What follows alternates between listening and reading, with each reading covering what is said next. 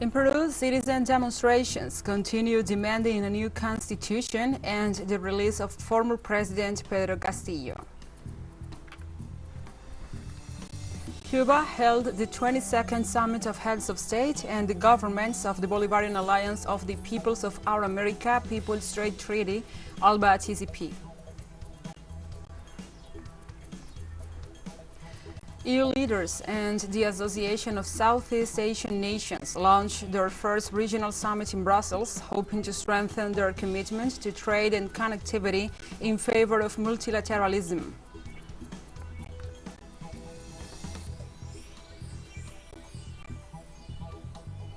From the headquarters of TeleSUR English in Havana, Cuba, this is From the South. I'm your anchor, Gladys Quesada.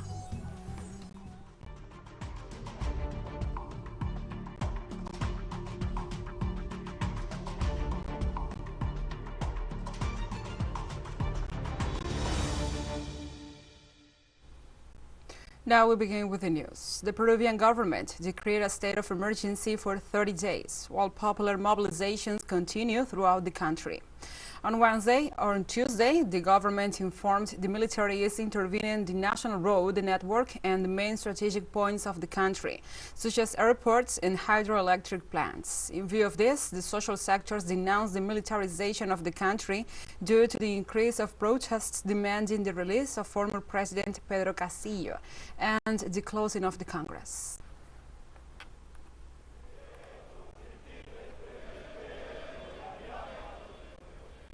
We continue in Peru. A group of citizens gathered outside the Special Operations Headquarters declared a national insurgency. The action comes following the government's declaration of a state of emergency across the country. Demonstrators also demanded the release of the former President Pedro Castillo and the closing of the Congress. At the same time, citizens denounced the security forces' repression, which so far has left 8 people dead.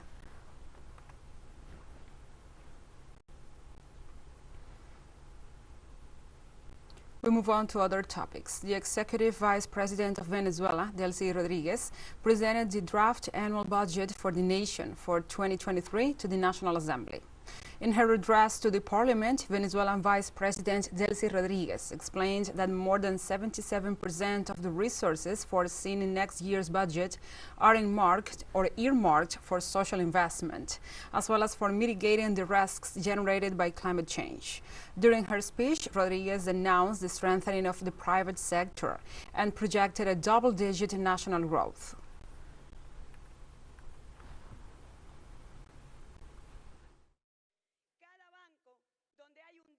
Every bank, whether it's a dollar, a euro of Venezuela in the world, has orders from the U.S. Treasury Secretary's Office of FAC not to mobilize those Venezuelan resources.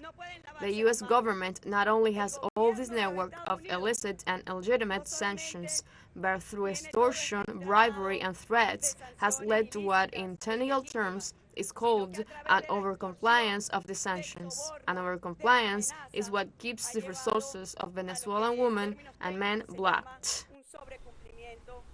Venezuela's executive vice president also stated that the country reported a double-digit growth in the last quarter of 2021 and the 4 quarters of 2022.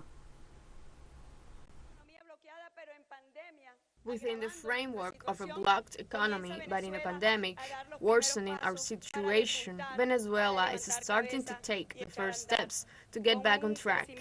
With a growth that exceeds double digits, and we have already had 4 quarters with double-digit growth.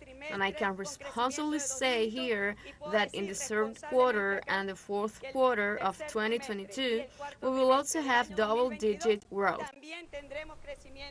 Human rights defenders in Honduras denounced their lives remain endangered due to the criminalization and territorial struggles in the country. Various university representatives point out that many of the criminal acts have gone unpunished because they occur in remote towns. Since all this happens away from big cities, it is not taken into account. The victims also point out that after more than 2 years, there has been no judicial response from the Supreme Court about the murders.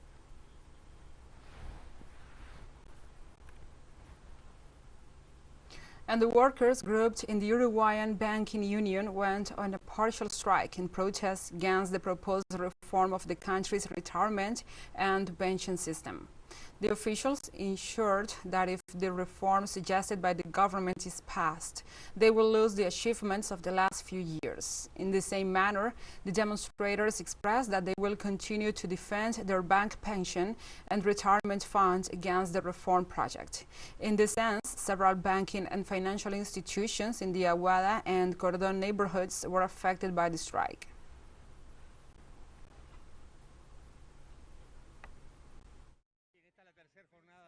This is the third day of mobilization that we're carrying out in rejection of the Social Security reform and in defense of the bank fund. We are facing a reform that means working more years and getting less retirement for the vast majority of the workers. It means that society will now have to put money to finance the passage of workers from the fund to the state, an amount that will exceed $6 billion, that will have to be paid by the entire population, and at the same time, it is a reform that does not solve any of the problems that the bank fund has. This is why we are involved in promoting other elements for the Social Security reform, and at the same time, we are defending our institution.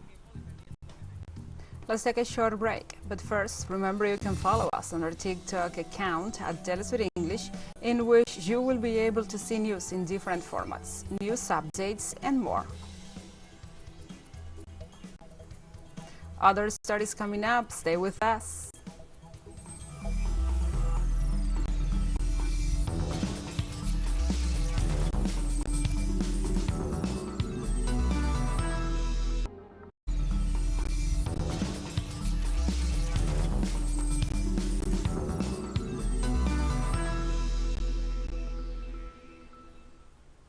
Welcome back.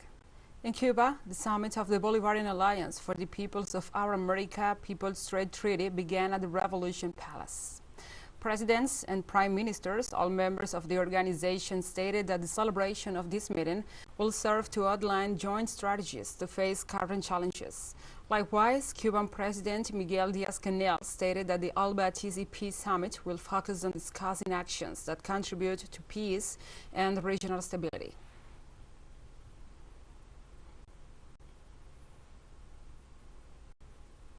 Similarly, the head of the plurinational state of Bolivia ratified his rejection to the impeachment and imprisonment of Peru's former president, Pedro Castillo. We reject the harassment and constant persecution that the legislative power has arranged against President Pedro Castillo, which unfortunately led to his removal from office, detention, and prosecution. The governments of Argentina, Colombia, Mexico, and the plurinational state of Bolivia have jointly expressed their deep concern over these events, calling on all actors involved to prioritize the will of the citizens and to respect human rights and the judicial protection of President Pedro Castillo in absolute compliance with international conventions. During his speech, Nicaraguan President Daniel Ortega said that the challenge the world is facing is the refoundation of the United Nations based on multipolarity. And the great challenge we have now in the world is the refoundation of the United Nations under the principle of multipolarity. It is time to create a new world where the principles that can be fulfilled are really established, or to enforce the principles already existing in the United Nations, but that are not complied with. Cuba's President Miguel Díaz-Canel Bermudez welcomed the progress made by ALBA-TCP in the development of the countries of Latin America and the Caribbean. Dear brothers, we welcome the progress made by ALBA-TCP, in whose development we must do our utmost in 2023 in order to achieve the goals we set for ourselves in the economic and commercial spheres, and in the promotion of cooperation in areas of strategic importance. Our countries have much to share in the construction of our own social and economic roadmap that is beneficial to all. Let us continue to unite political wills to overcome the boundaries of the declarations and realize projects with realism and determination as the unforgettable leaders of our lands did. Prime Minister of St. Vincent and the Grenadines, Ralph Gonsalves, stated that the constant tensions over Cuba, Venezuela, and Nicaragua by imperialism are constant tensions for the unity of ALBA-TCP members. Imperialism, hegemonic pressure unrelentlessly on Cuba, Venezuela, and Nicaragua are a constant strain on the unity and solidarity of ALBA-TCP. The most fragile and vulnerable member states are not always able to withstand the imperialism, coercion, or threats to compel surrender on one or that issue. Still, we must always remember our solemn obligation to uphold the banner of solidarity. During the summit, the Prime Minister of Dominica, Roosevelt Skerrit, expressed his support to the Cuban people in their struggle against the U.S. blockade. And we want to express very clearly that the Cuban Revolution can always count on my solidarity and on the solidarity of my country. And we will remain in this same clear tendency in spite of all the positions of the northern state.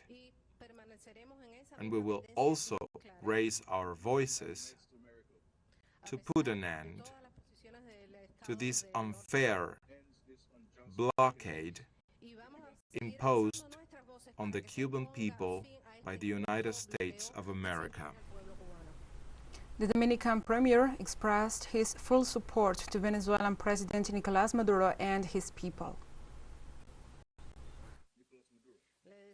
I told President Nicolás Maduro something earlier, and it was about the fact that Hugo Chavez is a constant present in our vision, and he was also the person who took care of us. He has our everlasting admiration, and in spite of all the adversities, of all the situations that have arisen, the Venezuelan revolution has remained firm and permanent.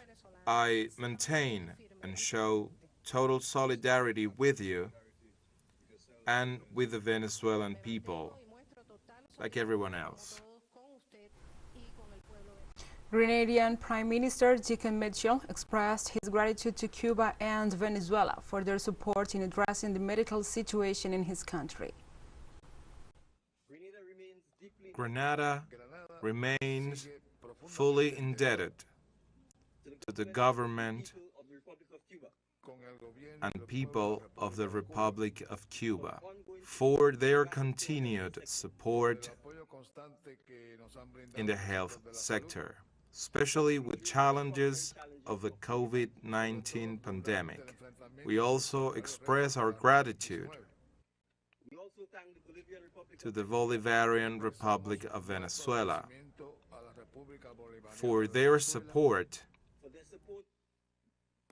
in increasing our scarce medical resources at these very difficult times. And we have more news coming up after a final short break, so stay with us.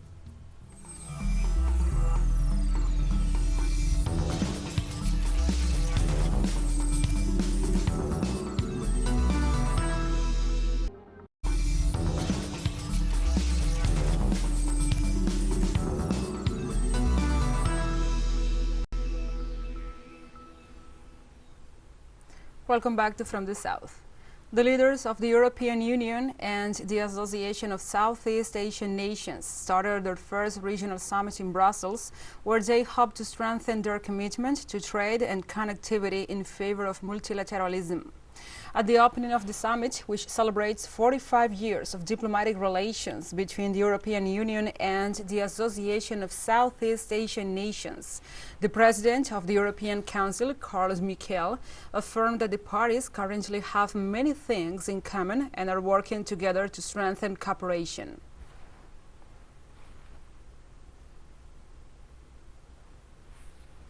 On Wednesday, a pre-trial court hearing took place in Brussels for members of the European Parliament accused of corruption. Fingers have been pointed at Qatari officials accused of bribing EU lawmakers to play down labor rights ahead of the FIFA World Cup 2022. The scandal, which started unfolding publicly last week, has damaged the reputation of the European Union's only institution comprised of officials elected directly in the 27 member countries. The event has undermined the Assembly's claim to the moral high ground in its own investigations, such as allegations of corruption in member country Hungary.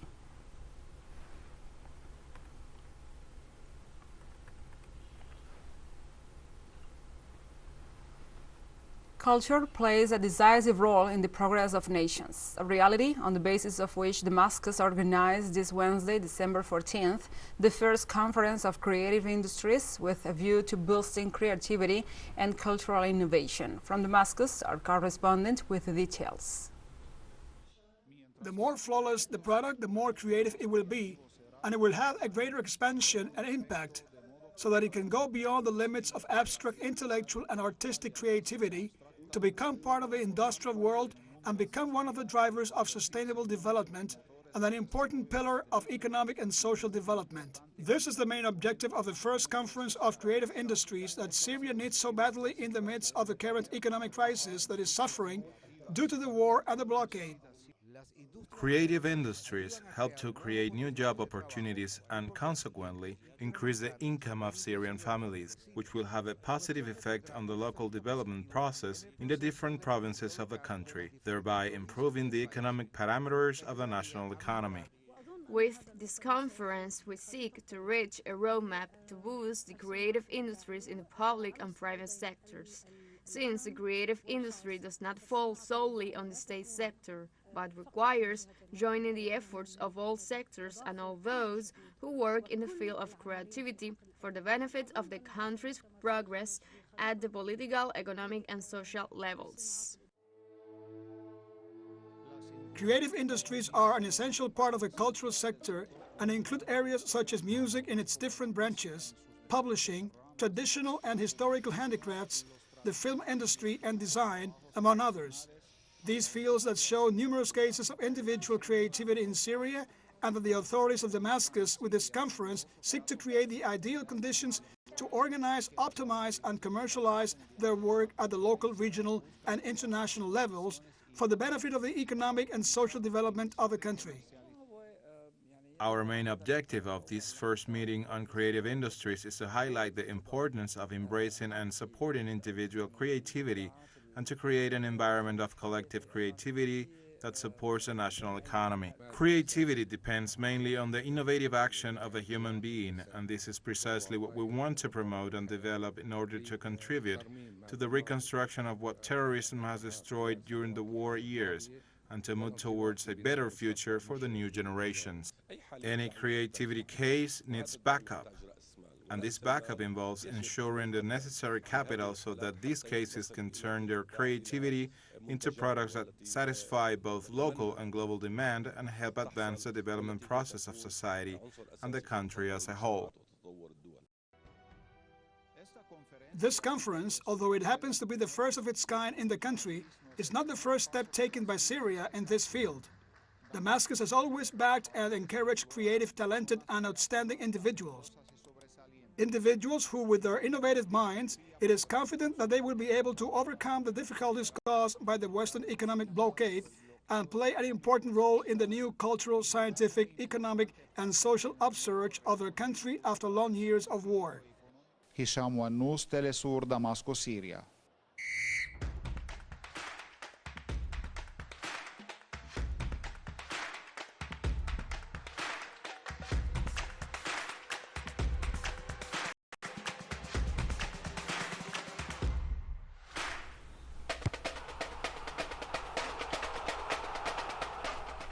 And now let's go to Qatar. France set up a heavyweight World Cup final against Argentina after an action-packed 2-0 semi-final victory on Wednesday.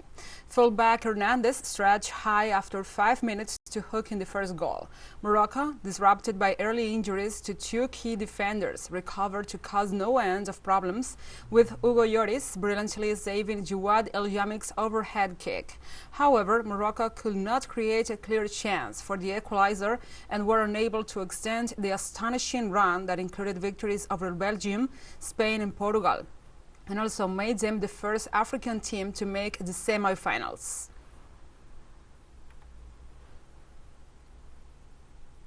And just as the hearts of millions of fans live the emotions of the Qatar 2022 World Cup, TeleSUR joins this sporting event with From the Field, a show that brings news, analysis, reviews, and more to our audience. Don't miss it. Our show airs 1 p.m. local time in Caracas and 12 p.m. New York. Remember, From the Field, only on TeleSUR.